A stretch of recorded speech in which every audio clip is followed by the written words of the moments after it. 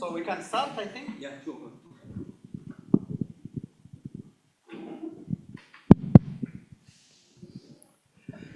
So, Bismillah ar-Rahman ar-Rahim, we will start. This is a very interesting session, environment and conflict, for a region where conflict has risen to the stage. I don't think it can rise more than where it is now at the moment. I mean, half of the countries are in conflict, and probably the other half is impacted one way or the other by the conflict. So it is, and the nexus with environment is really something which is at its high level. So I look forward to, I am sure you do also look forward to these presentations of researchers who have done extremely good job, extremely good papers, and I look forward to that. So I'll pass the floor to Hassan, the first paper. Hello, everyone. Thank you so much for coming to this session after lunch. I know it's difficult. I usually don't take my lecture. Yeah, I usually don't take my lecture in the afternoon, either evening or morning.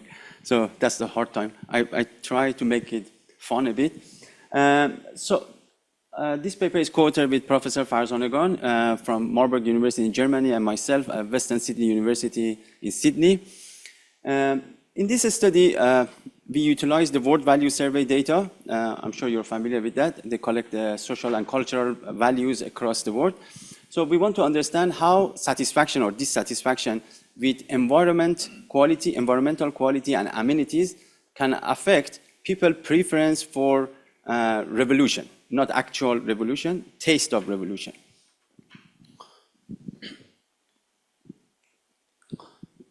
So a quick, this is my presentation outline. I will have covered the research objective, motivation of a study, contribution to the literatures, why we are doing this and significance of a study, briefly method and data, findings, conclusion, implications, and future studies. Okay, as I mentioned, we want to investigate the relationship between individual satisfaction with amenity and environmental quality indicators and their preference for revolt in two major Middle Eastern countries, Egypt and Iraq.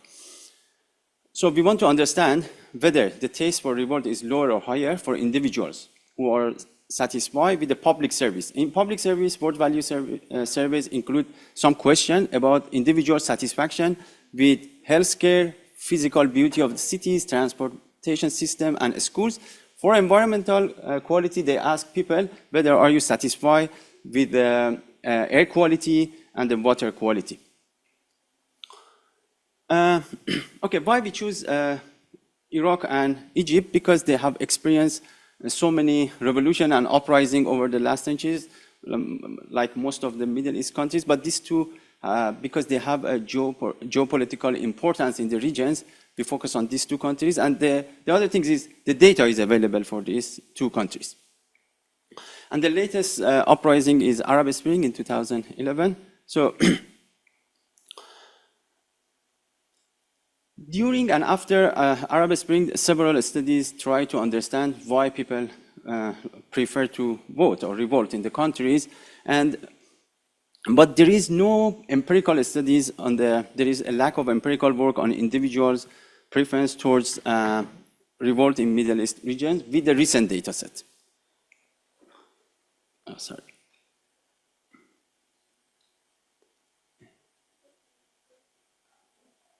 It jumps quickly, sorry.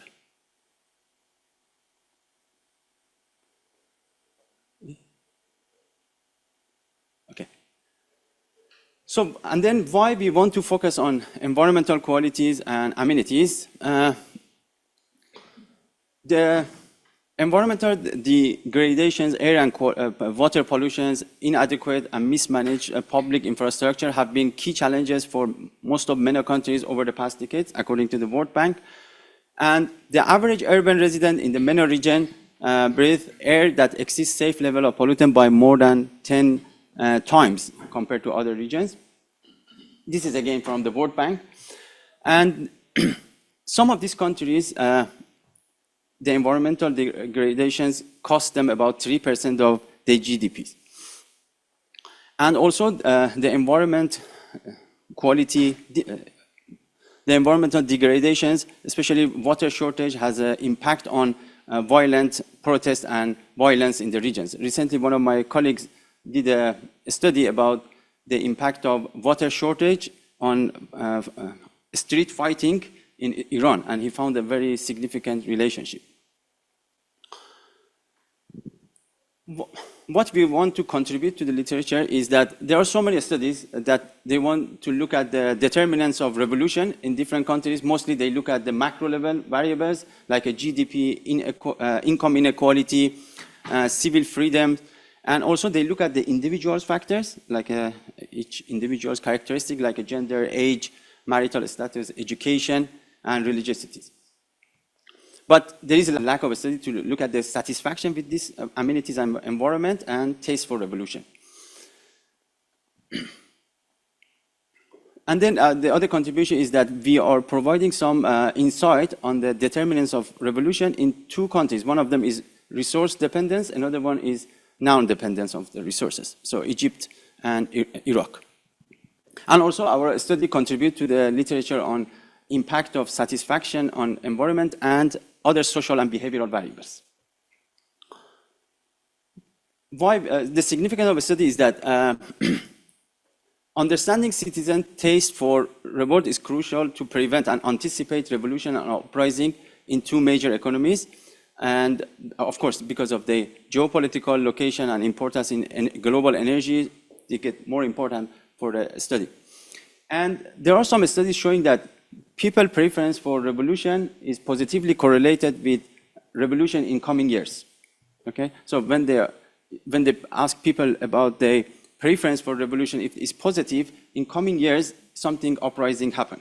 So there is a study about that.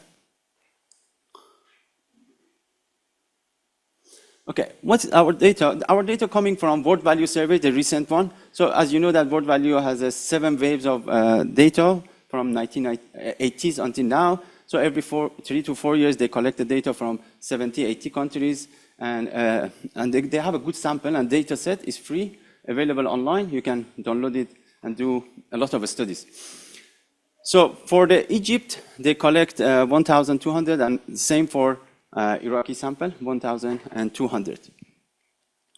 And as I mentioned, they are important in the global energy market because 10% of global proven crude oil reserve are in Iraq, and the Suez Canal and Suez Mediterranean pipeline is located in around Egypt. Okay, what is our dependent variable? Dependent variable in the World Value Survey, there is one question. They ask people, do you want the radical change in society? You don't want the radical change in society, or you want slow changes in society? If people answer that the society, the entire way of our society is organized must be radically changed by revolutionary action, we give them 1. If they choose other option, we give them 0. So our dependent variable is a binary variable. Our explanatory variable of interest is satisfaction with this number of indicators: public transportation, roads and highway, schools, air quality, water quality, healthcare quality, housing, beauty of construction, and beauty of physical setting of cities. The satisfaction variables are measured in 1 to 4. Very satisfied to number 4 is very dissatisfied. To interpret our result, we what do you call it? We reverse the scores. So 1 is extremely dissatisfied, 4 is very satisfied. And also we compute the average, take the average of the amenity variables and environmental variables. We look at the literature. Those has analyzed the individual factor of revolution, preference of revolution. These factors were important. We put age of the respondent, the gender, income scale, marital status, whether they have a higher education degrees, employment status, number of children, political action in the past, whether they had any. There is one question in World Value Survey. They ask people whether have you participated in any political protests in the past. So those people have higher tendency to say yes in the revolution. Subjective freedom, there is one question they ask people, how free you perceive yourself from 1 to 10. So, and then the last one, there is one question about the preference for income equality. So whether people prefer the equality or inequality. Our model is very simple, cross-sectional model. So our dependent variable is support for revolution, satisfaction, contour variables, and we run the model with the probit regression with the robust standard errors. So what we found, I won't show you the tables, those small tables, I'll show you the text. So what we found, okay, for Egypt first, those people with higher level of satisfaction with public transport, road, air quality, and housing quality have lower tendency towards revolution action. Okay. Those people with, that's interesting, with lower income, university education, and lower religiosity, they prefer revolutions, change. Greater value on equality tend to have a stronger inclination towards the revolutions, and those people perceive they are more free, they have less tendency to prefer the revolts. And the other factors were not significant in our model. For Iraq, our neighboring country, so taste for revolt is significantly lower among Iraqi respondents who are satisfied with road and highway. It seems road and highway is important in both countries. Schools, quality of water, and physical cities in the country. And we found that part-time employees have higher tendency to support revolution. Okay. Okay. And then we did some sub-sample analyses because the literature shows that revolution mostly start from the urban areas compared to the regional and smaller or village. So we divide our sample to the urban areas and rural areas, and also large city versus smaller cities and rural areas. What we found, it seems that the result is driven by the urban respondents. So we only found significant result for those factors that we found in the previous full sample. We found the same result for the urban areas, not for the rural areas and smaller cities. Then thanks to the ERF reviewers, they give us very good comments. Thank you so much. I don't know who was that, but they give us very good comments. They say that you need to check the mechanism as well. So satisfaction with the amenity and environmental quality affect the life satisfaction. Then life satisfaction, those people who have a higher level of life satisfaction have less tendency for revolution. And also this satisfaction with the amenity has a direct impact as well. So has a negative impact. So we can conclude that satisfaction with amenity and environmental quality has a direct and indirect impact on the support for revolution action. The same result we found it for Iraq as well. The other comment that we received, they said that you need to test whether satisfaction with amenity and environmental quality can affect satisfaction with government or not. Because in the word value survey, there is a question, they ask people whether you are satisfied with the government or not. So we found, again, the same things. So this is another channel. So people satisfied more with the environment, they are satisfied with more with the government, and they have less tendency for revolution. And then the final comment was that you need to look at satisfaction with government provision of utilities. So again, we found the same things. It goes through the satisfaction with government provision of utilities. Does it work?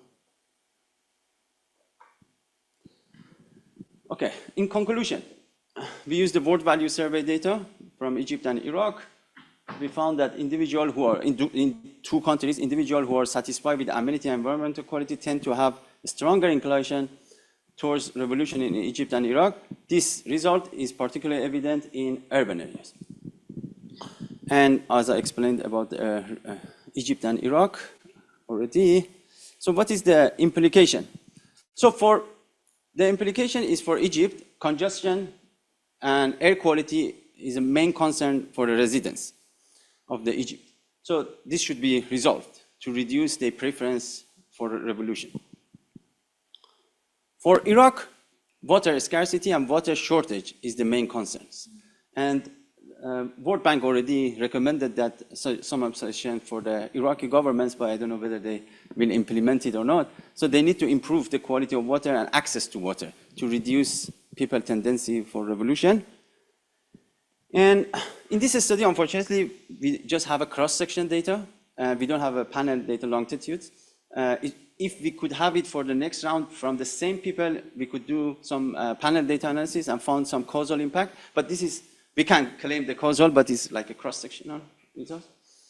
The other factor we didn't have data for that is data about the respondents' emotion on that day, like anger, frustrations, should be considered as well. And this can be repeated for other regions, like South America. But this data, particular data for satisfaction with environment, is only available for Middle Eastern countries. But hopefully in the next future will be available. Thank you so much for your attention.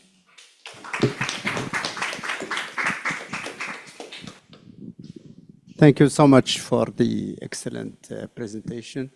So we leave the floor to the second presentation. Okay. Okay. Second presenter is online. Yeah. Just one moment to see the Mr. screen. Giovanis, the floor is yours. Thank you. Let's see. We don't want to lose time. Yeah. Just full screen. Okay. So this, thank you for again for the acceptance invitation to present in the 13th conference of economic ERF. This is a joint work with Öznur Özdamar, and it's a bit different from the previous study because I personally prefer to work with micro level, but fortunately for this case, we will work something with macro level data. Unfortunately, because we cannot find something related on the national level, only for African countries, there's some information where we could identify the kind of the effect of scarcity on natural resources and or availability of resources and the effect on, say, on conflict. So this typical background, I mean, studies that something that we observe globally, even in North Europe or Canada or North America, where they experience high levels of temperature and actually declining levels of rainfall. So we have, and we will have to experience in the next years more extreme heat waves, and the duration, the frequency actually will be more intensive, and they will keep will even a higher increase. So the models actually what they were predicting for 2050 actually it will become much earlier.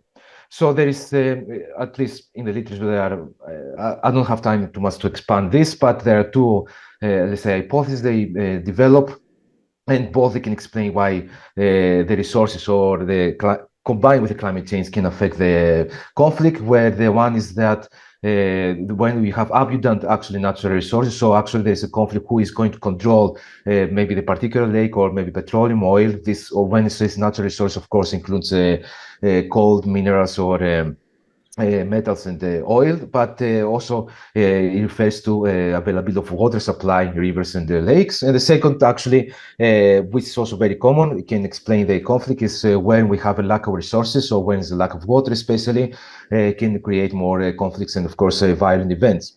So the first idea, of course, the resource scarce hypothesis is scarce because even though some countries have a lot of natural resources, because of different factors, maybe political factors or other drivers, they actually lead to a higher conflict.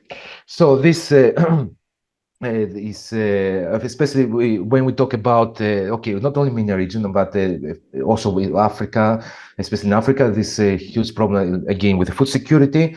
But the other developed nations, since they rely a lot on agriculture or fishing or general primary sector, which is very vulnerable, and it depends a lot of the weather conditions and the climatic conditions, actually they will experience higher food expenses, and this of course will lead to food insecurity and further political instabilities and further violent events. Sorry. And so what's the motivation is this study, we don't propose, I mean, also don't have time here. I mean, there are some policy implications, but it does measures the effect of climate change on conflict, economic outcomes. But the thing is, we need to study these things because we are, I mean, emerging, let's say, a critical point globally where we need actually to find adaptation or mitigation strategies. It's not the point of this paper, but if we find, I mean, identify the problem, we can we can actually have adaptation or mitigation strategies, which a bit different, both these two, sets of strategies, how we can cope and how we can actually mitigate the negative effects of climate change. So the first effect, the first aim is that we can want to see what is the impact of climate change, which is proxied by climatic weather conditions on income or, let's say, economic outcomes, and also of some crop production indices based on the availability of data. And the second is actually using this the effect of those, to see the impact of economic outcomes on conflict. So there is, we can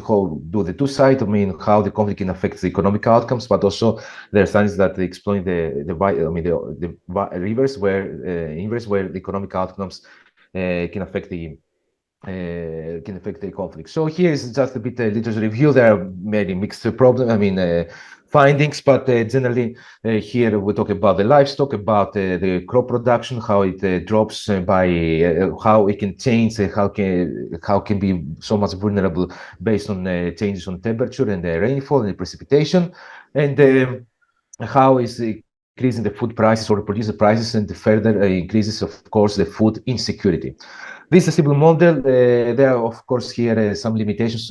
Still, again, I will not present here. I don't have the time. But we can think about this as two-stage kind of regression, where in the first stage the CC denotes the climate change, the climate change data, which is proxy for different weather conditions on the economics with one lag.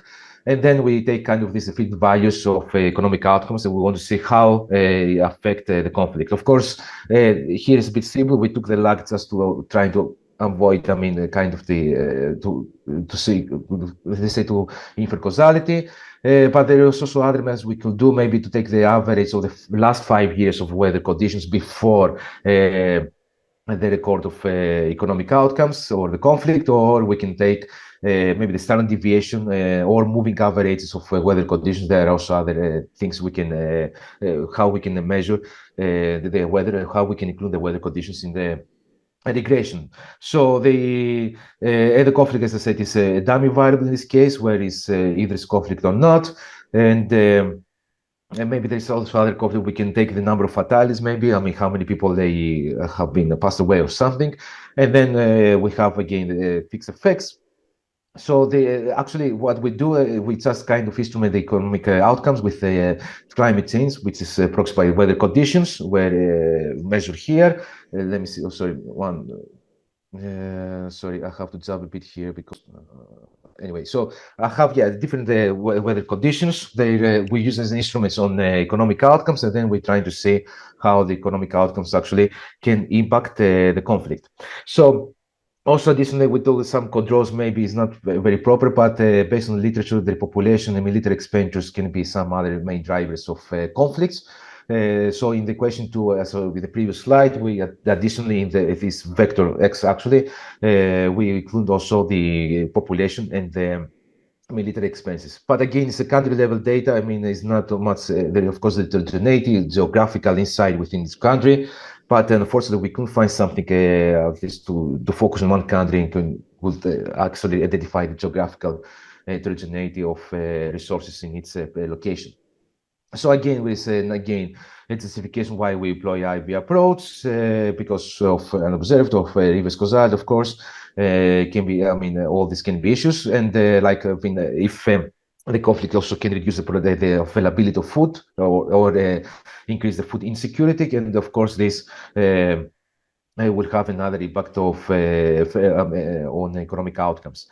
The thing is here, they say then we extend, I mean, so first we do individual, let's say, data, and then we use dyadic data. So we use bilateral data, like similar with the gravity model, using international trade. So we want to see if they share a common lake or a river, or they have some streams based on water supply, and whether they share these water supplies or water resources, and sharing these water resources if it affects the conflict. So this data is very, I mean, common, these databases from USDB, and we explore MENA regions countries. Additionally, we also include Turkey and Iran, and then we have also, sorry, not only for the control variables, the population or military expenses, also for the weather conditions like temperature, rainfall, and here, as I'm saying, the SPI, which is another, let's say, more improved kind of index, how to measure, let's say, the climate change impacts. I mean, to capture the climate change, which accounts for temperature, soil moisture, and evapotranspiration, because not only temperature, but also what evaporation level there is. These have been derived by the World Development Indicators, again, at the country level. And another thing we have, okay, is the annual freshwater withdrawals. Again, this is one explanation. This how much water actually you extract, how much water you, you derive, you took. But they exclude this measure, any losses because of evaporation. So let me go a bit the results. Okay, we have in the first case maybe a problem with stationarity. Since we use macro level, it will not be a problem with this if we were using, let's say, service or micro level data. But in this case, we have this issue, and this is so many. I mean, it's not so much necessary here, but it's like first generation test. We want to see if they're stationary or not. But we do also that.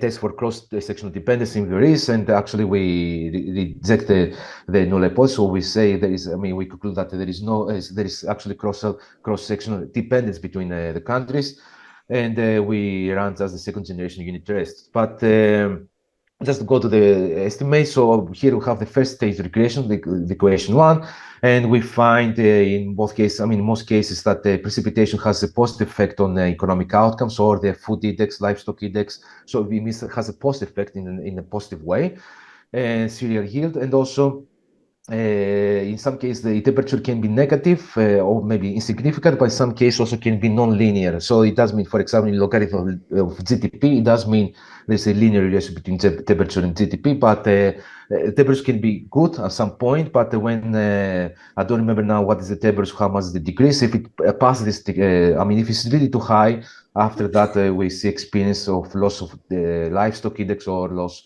of crop index, and generally of cereal production yield. And then taking these estimated values, let's say fitted values from the first stage regression, we just run the regression for the second stage where we have all these economic outcomes, and we find actually a negative effect, sorry, in conflict, except from percentage of natural resource rents, because maybe in this case the resource rents means it's kind of the price. So the more you exploit, the more scarce they become, so they become more expensive. So it means actually it shows indicates kind of a lack of resources, of natural resources, and this, when you have the lack, you can have more likelihood of conflict event. So this is the kind of the conclusion we saw, what I mentioned here. And so precipitation rainfall, again, there is no linear relationship, maybe because in these countries the rainfall levels are really low. So if we're taking maybe Canada or other countries, there will be a non-linear relationship. So too much also high levels of rainfall also is not good, especially for agriculture. So I mean, everything has the threshold, let's say. And also population growth and military expenses are positively related to the incidence of conflict. And then we have, okay, here we discuss how we found similar results with previous studies. And then we do using dyadic data, so bilateral data. So it says if the river cross, if they share 1-0, if they share river or not. River boundary means how many kilometers it's crossing two countries. Let's say, for example, I mean, let's say Greece and Bulgaria, if they share a common river, in how many kilometers, I mean, how much volume of how many cubic meters of water they share. They share basin, where water basin can be river, not only, sorry, also lakes, not only river. total basin, and then the percentage of upstream and basin upstream. It means how much the percentage of basin is coming from the upstream country, and this can be affect the downstream country. So, for example, from Bulgaria is coming the water down to Greece. Then, if there is a kind of a reduction of supply, or because of climate in Bulgaria, it can affect also the water supply in the downstream countries like Greece, for example. And so we have again this. I don't remember. I have other controls here. I have to check, but we have a standard, let's say, gravity model, just the logarithm of real GDP in the distance and the per country population. And this here, we just take again instrument instead of just the regression. So here, instrument I cannot do because the river cross, for example, is fixed, is 1 or 0. Is fixed, they share a river or not. So this maybe is not affected from climate change. I mean, it does show the volume, but at least the river boundary, you can see if there's more higher temperature, maybe there is more drought, and maybe the volume in terms of cubic meters of water is going down. And here, that's why we do the first stage regression. The average temperature is decreasing, the water supply, and also the precipitation is decreasing, but also the SPI is kind of, as I told you, measured. The higher values of SPI, it means more, not wet, but also it means more moisture, more wet. So it means more water, actually. We can think about in simplified terms. And the annual freshwater withdrawal actually has a negative, sorry, here's a typo anyway, resources it should be as a percentage of internal resources, not external, has a negative impact. I mean, it's reducing the water supply because it means you use more water. So what's happening in MENA region, in African countries, even in Mediterranean, we have a fixed supply of water like lakes or rivers. We use more and more. The demand is increasing for water because population is increasing, migration. And then at the same time, the rise in temperature levels, actually, they have, I mean, opposing force and reducing the water supply. So as I said, here is some numerical, percents, like how the upstream water or the water supply are affected by the weather conditions. And here, the second stage regression, you can see you can increase the conflict, the instance of conflict. So this is the difference. The one that was just, let's say, non-dyadic data. Here we have dyadic data where each country is sharing the water or river, or there is some percentage upstream from upstream country and downstream country.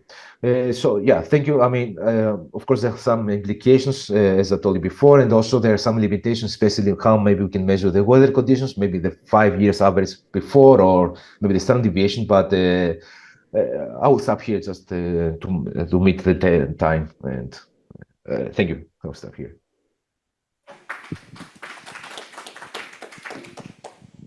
Thank you so much. Yeah. Now we pass on to the third session.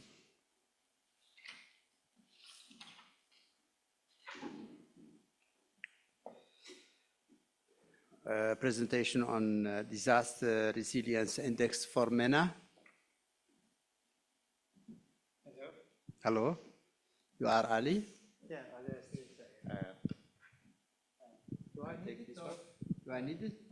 This is a very small classroom. It is okay for recording. Okay. For recording. Okay. And we're online. This is what you can. Okay, thank you.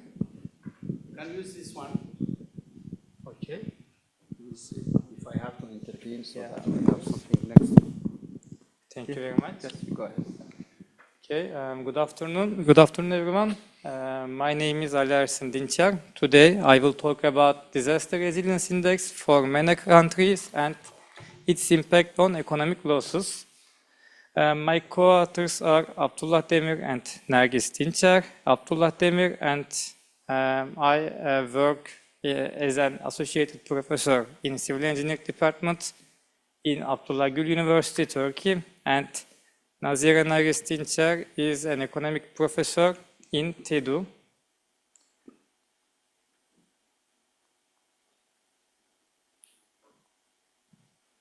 Okay, let me show you the outline. First, I will introduce the topic a little bit very briefly, and then I will present conceptual framework and then analysis, and then I will talk about the results and draw the conclusions. Okay, let me start with the introduction. I believe you all know what a disaster is. It poses a grave threat since the beginning of the humanity, and even worse, climate change has escalated the frequency and severity of natural disasters.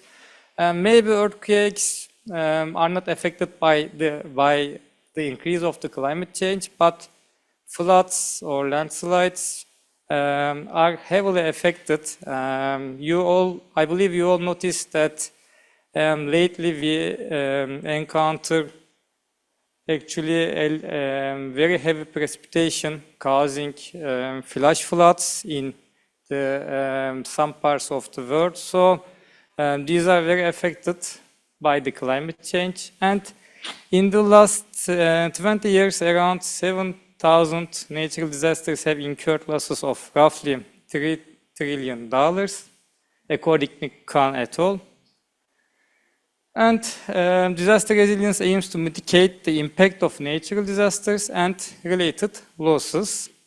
And it arises from the readiness of social, economic, and governmental systems. And the goal to derive a disaster resilience index is to transform societies into ones that can withstand and minimize the adverse effects of disasters. And accordingly, 168 countries embraced this objective in the ERF framework. And later than the ERF framework, if I remember correctly, 2015, United Nations Sendai framework were accepted by these countries. And in this framework, 4 actions were defined. And these actions are to understand disaster risk, to strengthen disaster risk governance, to manage disaster risk, invest in disaster mitigation, and enhance disaster preparedness for effective response.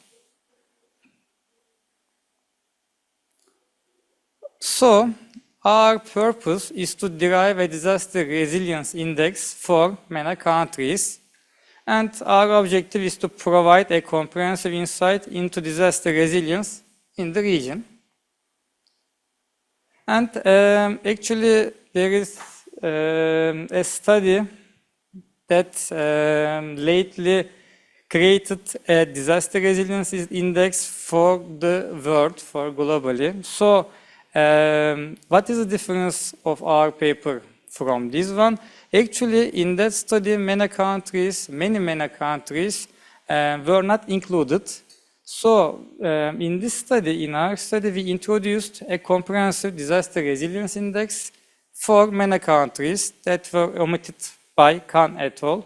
And our other novelty is that we integrated geospatial data and natural hazard risk indices into the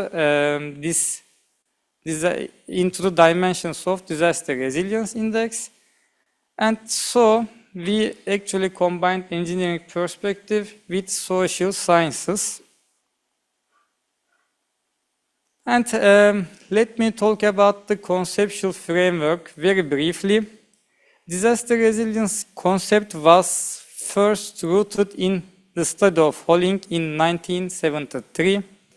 Various definitions exist across disciplines, and the first theoretical framework were introduced by Cutter et al. In 2008 with the drop model. This model integrates discipline-based literature, and according to them, there are some challenges in assessment. This challenge, the main challenge is the multifaceted nature of resilience that makes transition from conceptual framework to assessment difficult. Therefore, Cutter et al. Actually proposed some empirical models, and if I remember correctly, this model, the main model is called as BRIC. Okay, I put it there. The name of the model is the BRIC model, and many of the resilience indices actually use this model to derive their indices.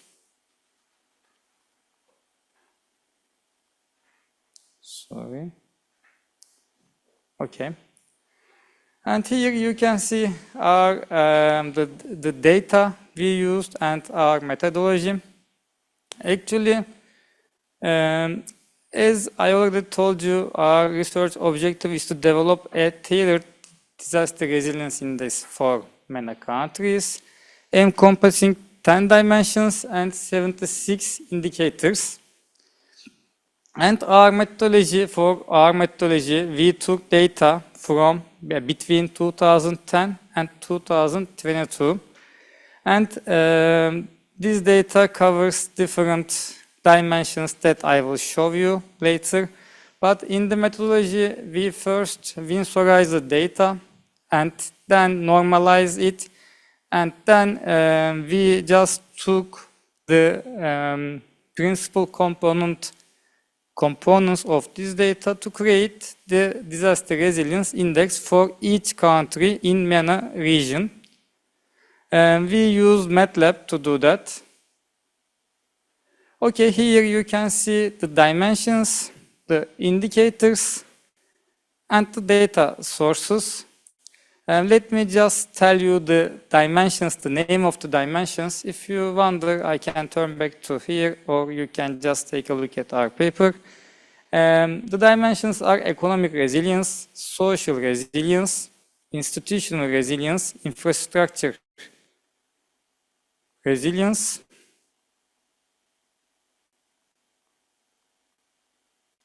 geographical resilience, natural hazard risk, emergency workforce, agricultural resilience, women empowerment, and human capital. Here you can see the relation between the disaster resilience index and the disaster loss. As you can see, earthquakes, floods are the more common natural hazards in the MENA region.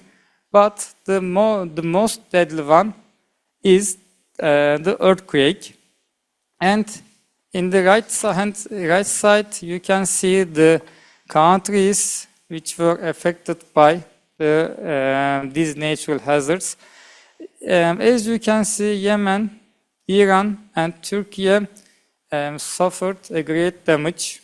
And in this data, actually the latest earthquakes occurred in Turkey, and here in Morocco were not included. Therefore, these numbers will increase when we include the earthquakes in 2023.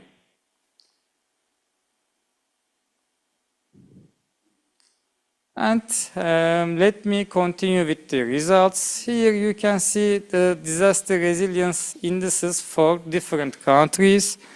And at first you can notice that the smaller countries like Israel, Qatar, Malta, Kuwait have higher disaster resilience indices, which were expected. And the lowest disaster resilience is observed in Yemen. I cannot see the exact value here, but it is like 0.08, if I remember correctly. And then Djibouti also has a lower disaster resilience index. And now I will show you the resilience indices on the figure. Okay. Here you can see the MENA region. Of course, Turkey is also included here. And as you can see, the resilience indices having higher than 0.63 are the countries having a smaller boundaries actually. And if you take a look at the countries, larger countries, then you can see that their disaster resilience indices are low, but of course that is not the only reason. And in the right-hand side, you can see the comparative analysis of the disaster resilience index values for previously calculated countries. Actually, these are the countries calculated or studied in the study of Khan. As you can see, the results are very close to each other, not too close, but if you consider that we use different data, different ways actually, we included two different dimensions, which are natural hazard risk and GIS, Geographical Information System. But as you can see, the results are not too different. The highest difference is observed in Jordan. It is like 20%, and then Egypt like 15%. But other than those two countries, the difference is just below 9%, which is actually very comparable. Of course, other countries were not included in the study of Khan, so I cannot show the difference. Okay.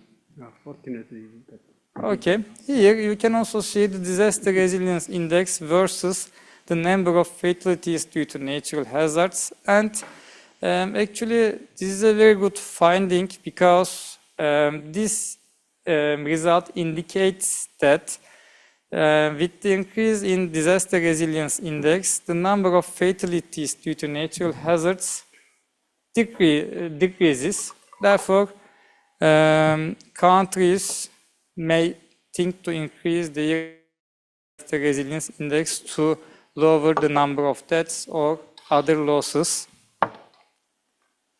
Okay, the battery is low, I guess. I'm sorry. Okay. And we also conducted a sensitivity analysis in which we, I showed you the dimensions and indicators. In the firstly, we calculated the disaster resilience or indices of each dimension, and then we conducted the PCA, principal component analysis, to find the final in the index. But in the second case, we didn't consider the dimensions. We just calculated the indices by doing PCA for all indicators. And as you can see, this method does not affect the results heavily. Actually, not considerable differences have been observed. Therefore, one can use either method he or she prefers. And here you can see the scatter diagram for of DRI and losses. As you can see, and I should tell you that in the y-axis you can see the logarithmic form of the losses. I'm sorry. The losses are the fatalities due to disasters. And here you can see that while the disaster resilience index is increasing, the losses is decreasing. And this is the same for dimension-specific PCA and PCA for all the indicators.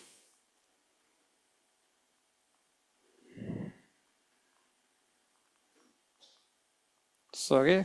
Now let me conclude my presentation with some conclusions.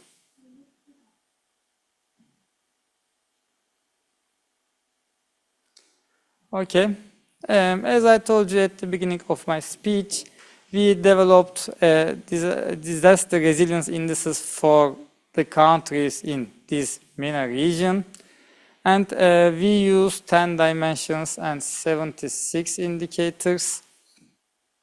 And our innovations are that we integrated the geospatial data on disaster risk from geographical information systems.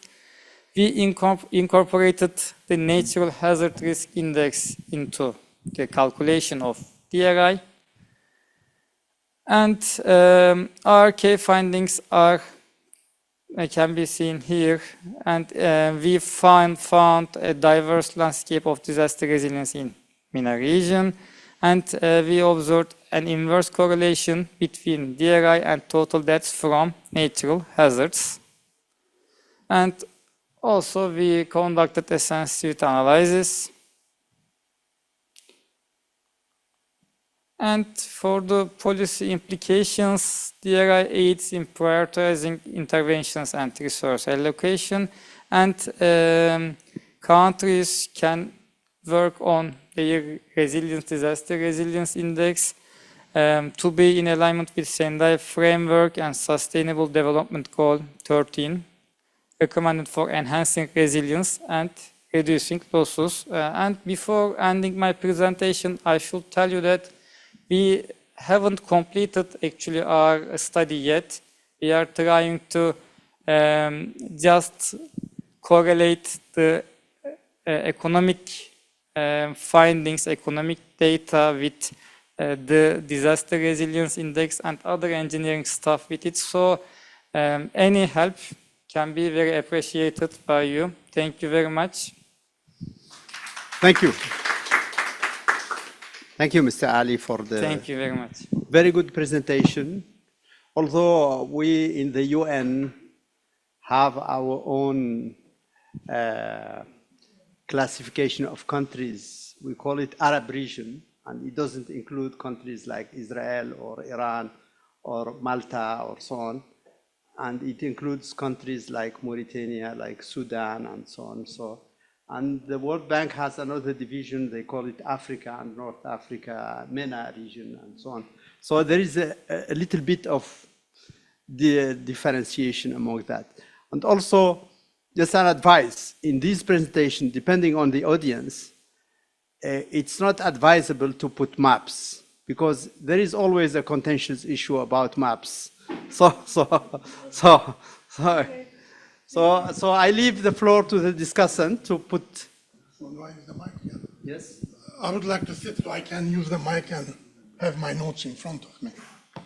No, you have to do it without notes. Well, I made a copy for the authors. I will distribute afterwards.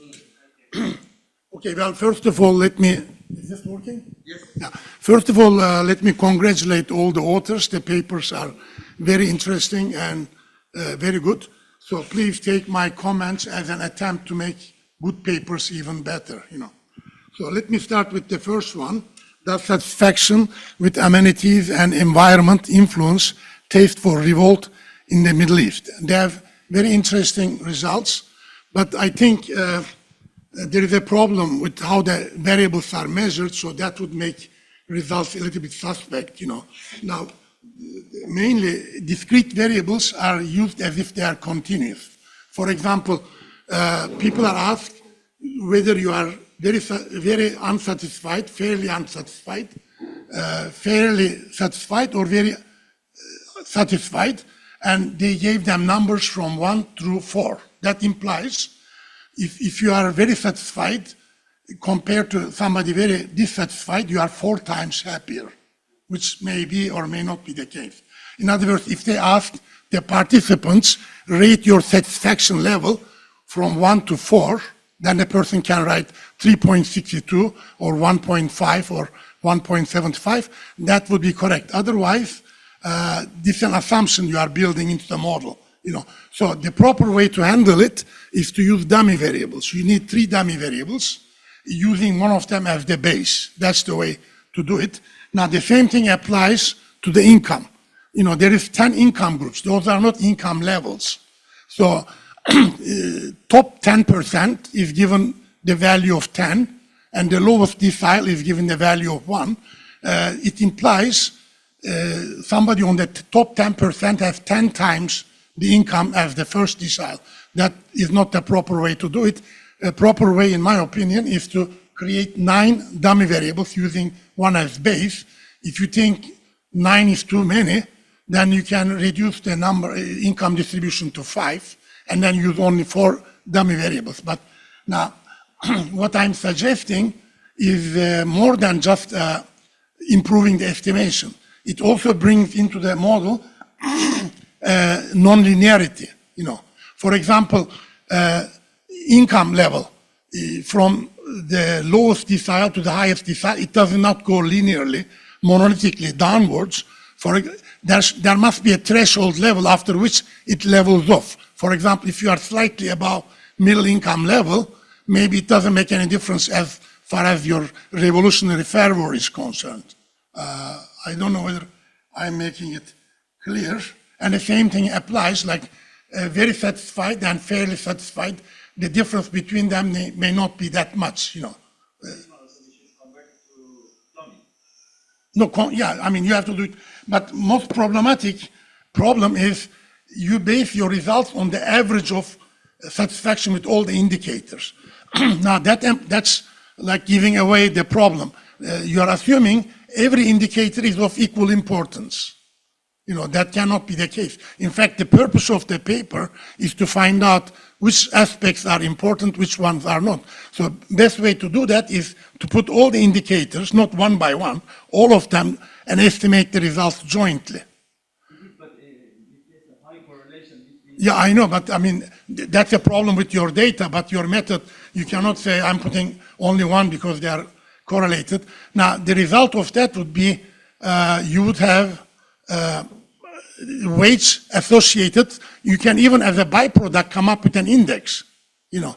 Now, maybe like in the third paper presented, they use principal components analysis. Maybe if there is correlation, you can use something like that. I don't know. You have to look with different methods. You cannot say, I'm gonna change the model because my data doesn't. You fit the model according to the data. You choose your model according to data, not the data according to your method, you know. So, I mean, and you know, the other thing, the last thing I want to say, you estimate the model separately for rural and urban areas. Well, that's very wise, but a better way, in my opinion, is to have one model. You create a dummy variable for urban or rural and multiply other variables with that, interaction terms. Now, what is the advantage of it? Will result to the same thing, but the advantage is you can test which variables are differing between urban and rural and to what extent, and you can do an F test, you know, or T test and see more clearly within the same framework of same model, you know. Okay. Now, I'll move to the second paper. Does the environment matter? Climate change, transboundary effects, economic growth, and conflicts. Very long. Now, the paper is very thorough, empirically speaking. You know, the assumptions made and specifications used are tested, justified with barrage of statistical tests. So I'm not going to say much about the empirical part. I think it's very good. However, I think some factors are omitted, in my opinion, you know, about the conflict. Now, one of them is the deterrence factor. You know, just because there is potential for conflict doesn't mean conflict is going to take place. If one of the parties is very strong, I mean, they are likely to prevail at any conflict, there won't be any actual conflict taking place, you know. So to measure that deterrence, I don't know what variable to use, but maybe ratio of their GDPs or ratio of their populations or ratio of their military budgets, something like that. I don't know, to reflect differences between the two parties. If one party is too strong, then the other party, even though they are right or they have a conflict, they may not act on it. The other variable I think is missing is most of the conflict arises from ethnic and sectarian differences, you know.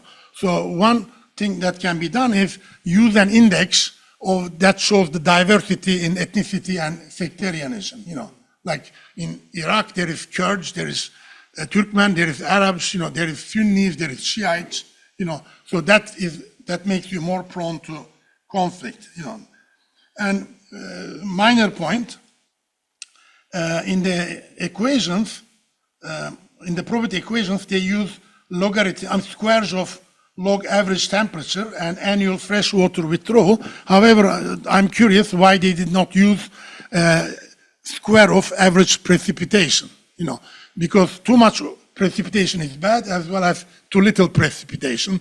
They did that with the temperature. I don't know why they didn't do with the precipitation, just a minor point. Okay, I'm going too fast maybe. The last paper, Disaster Resilience Index for MENA countries and its impact on economic losses. They provide a very useful tool for the policymakers. But at this point, of course, this may be beyond the scope of the paper. We don't know how we can compare MENA countries with each other.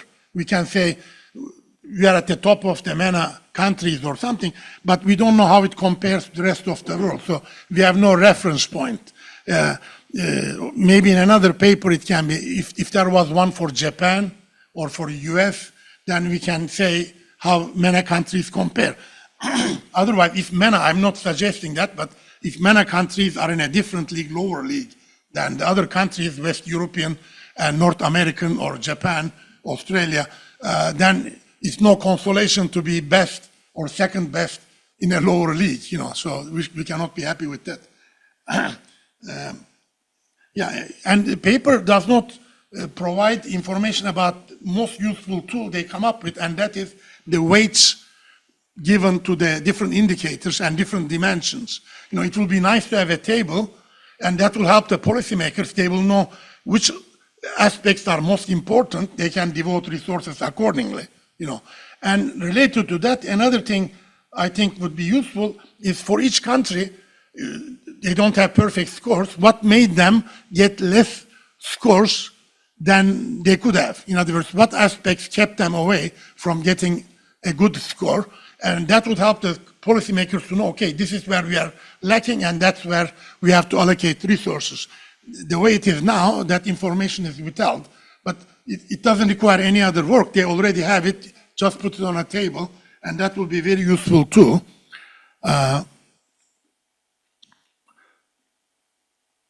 And you know, the last point I want to make is, again, that's beyond the scope of the paper. Now, if the country has low score, resilience score, and they are not prone to disasters, that's not a big loss, you know. So if a country is prone to earthquakes and flooding or volcano eruptions, whatever, some comparison, if it was available, how prone, I don't know whether there is such an index, if besides index of resilience, disaster resilience, if there could be an index or some indication of how prone that country is to disasters, then it will make more sense, you know. So these are the points I could come up with, you know. Thank you for listening.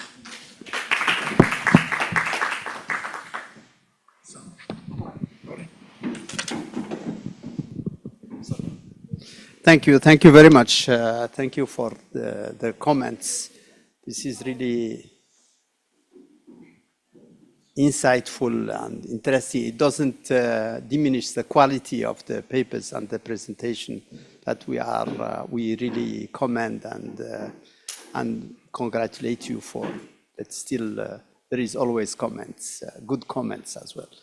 Thank you for the comments. So now we leave the floor to react. Yes? Yeah, some reactions. Go ahead. I have many comments, but I'll limit myself to only the two papers, the first and the third paper. Starting with the first paper, my view is that talking about and starting measuring preferences and motives in terms of being satisfied or dissatisfied, and then using that to explain, which are very, very micro kind of concepts, and relating it immediately to very big, highly aggregated kind of phenomenon like revolt. A revolution is something that has to do with so many other factors, not only whether we are satisfied or not. It has to do with things that are out of the scope of the paper, like our populace. Is it organized? Is it not? Do we have trade unions or not? How far NGOs are active or not? And so many things. So that way it limits actually the scope of the paper and the impact and significance of the paper and the policy advocacy kind of directions. So to start improving the paper, we need to change actually the wordings of the revolution and things like that. We should not talk about preferences, because preferences are something that is almost a given thing. They don't change frequently in the lifetime of the persons. Once you have your preferences, they stay forever with you. Also the motives, this is the least thing you can expect to allow someone to express. The motives are, according to economics thinking, they are not something that are being disclosed easily. So if I ask you what are your motives to come here and attend here, I doubt you will give me exactly the to understand what the motives are. Being said that, so the wordings have to change to improve and to determine properly the context of the research that you are doing, in order not to get into debates like this one, okay? So that is one. The last paper was also very good, did good exercise to establish a new index. There are so many, plenty of indices. And now we are almost lost. What is the validity and the purpose of all of those indices, and the innovation index, and so many things. And according to my opinion, those indices are sometimes used inappropriately. So we need to be very careful in selecting the indicators from those indices, as it has been mentioned also by the discussion, and the selection of the indices as well as the weighting. And be not so big in your thinking, but very limited and very strict and very to the point. And always try to end up your paper by indicating what are the policy implications. That question of what is the policy implications of my result will help you rethink what you have produced as a result, and that will put you to improve your paper as well. Thank you. Okay, thank you very much. The floor is yours. Thank you, sir. I have some comments for Hassan. Two technical points. I think joining what your discussion has said, you use the logit model for a variable which takes for modality. I think the best way should be to estimate a multinomial logit, if it isn't already done. Is it multinomial or just standard? I think multinomial is better, because it will join your discussion point. With the multinomial, you can test whether the threshold is significant or not, and you can extract more information than considering 0 or 1, which are discussionable. The second technical point is about the endogeneity. In the second paper, he has instrument because some perceptions variables, like for example, I don't know the model, political activity. So I guess that some people which are already engaged in political activity may be more or less likely to prefer revolution versus stability. So I think this kind of endogeneity may bias your results. These are the two technical problems. Other points, not technical, I think, I don't know, among the covariates, I think as a Tunisian, I'm from Tunisia, and the people are in favor of revolution. First is the purchasing power, purchasing power. When it goes down, people have the intention to make the revolution. The second point is social media. People are now in social media, and they encourage them to make a revolution. I don't know what. There are some studies that they do the cross-country analysis. They did cross-country analysis, and they put a lot of macro variables. Our analysis was at one particular country, so we couldn't include macro variables in the model. Yeah. So, but we had a question about the preference of income equality and then income level as well, but not much about the price. Yeah.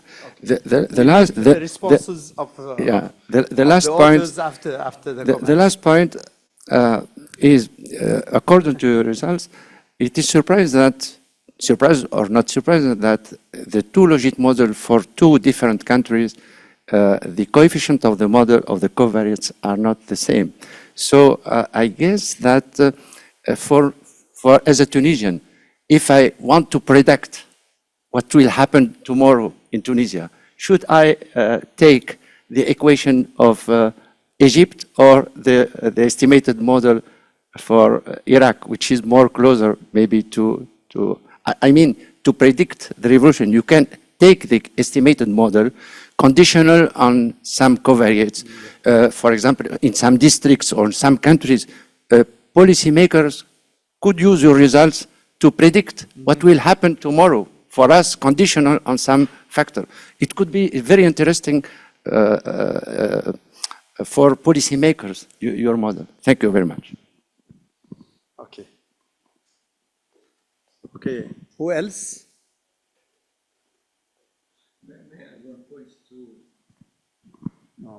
Shall we keep talking about revolution or strike? Organizing strike, going to the street to demonstrate that this is not fair. What is the relation with that one to the revolution? So these are the concepts that need to be sharpened. Yes. Yes, I think you have responded to Yes. But we need to change the body language. Okay.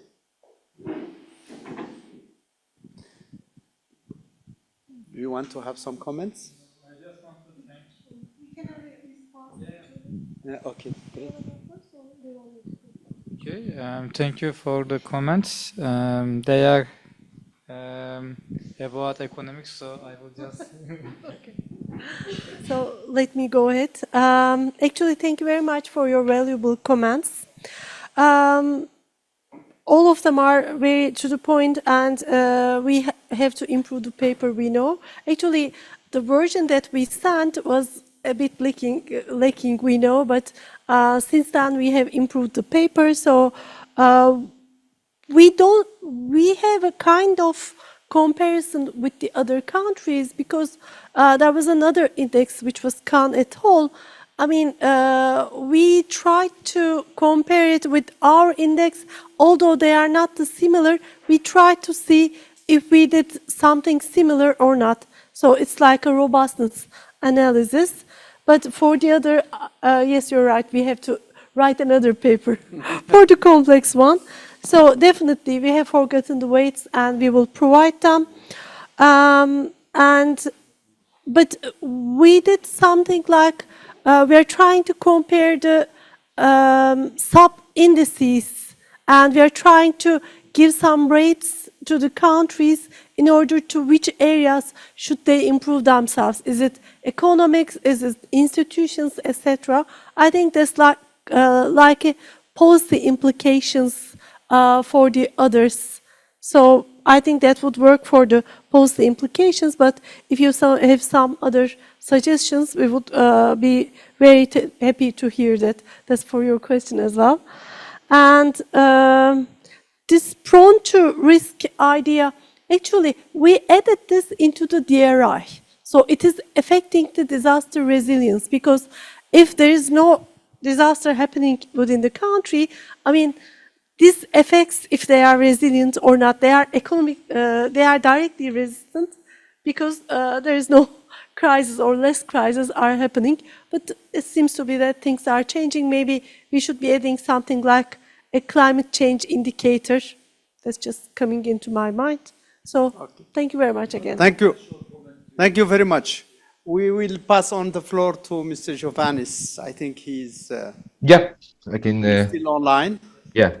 So if you have some comments before we wrap up.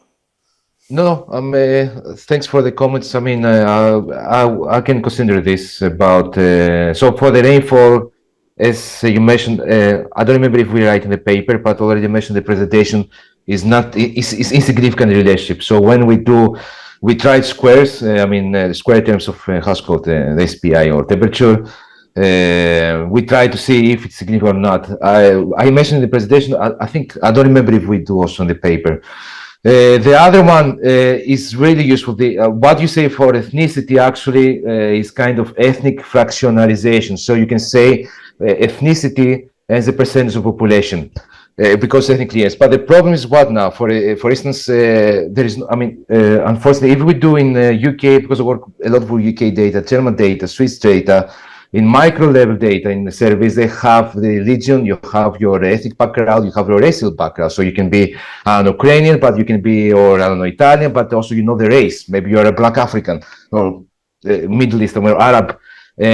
So if we take the, I mean, I don't know if we can try this, but for example, in Turkey, since I know Turkey, since 20, I mean, service they have, they never ask the ethnicity, they never ask the religion, because even we can do by religion, by the way, not only ethnic fractionalization. I'm not worrying about Syria or Iran, because then we can try, but then you exclude countries from the sample. So I know for sure Iran, Syria, and Turkey is really difficult, because again, Turkey, as I know, I work here, they don't record this, even they have a lot of part of Kurdish. In the service, they don't ask, but maybe in macro level we can do. And the first one, because I start from opposite, also this is important. Yeah, it's kind of, I know the political parties, you say, kind of political power. Again, this is how much variation there is. So if we think about the Middle East, okay, if you can do in UK, they're disappointed with the Labour, they vote for Tories, and then are dissatisfied with Tories and Rishi Sunak, they go back to Labour. So you have every 4 or 5 years kind of change. At least we can take the political results or votes. But in Middle East, I mean, or MENA countries, or even Turkey, you have for 20 years the same party. So I don't know if I can find data, I mean, the variation. So I don't know if we can identify and capture if there's some index kind of political power, maybe leadership, political leadership, if there, we can find this at the country level, that shows this change on political arena, let's say. But again, or there is a kind of no elections in many countries, or if there was a revolution, again, we came back to coup. So, I mean, I will, we can think about this, but I'm not sure. But the second theory report, the ethnic fractionalization, I agree totally with this. But I mean, I will try to see how much the percent of ethnic or maybe racial fractionalization per country. Thank you. Okay, thank you. Thank you very much. Thank you for the presentators. You have something to add, Mustafa? From VDEM, varieties of democracy, they can obtain the data. They have a very rich data. Mm-hmm. And as far as I remember, Jim Robinson also used, particular aspects of those data. And it goes back to the beginning of the 20th century as well. Yes. I mean, very long data is there. And can I say one thing about the comment by the first person?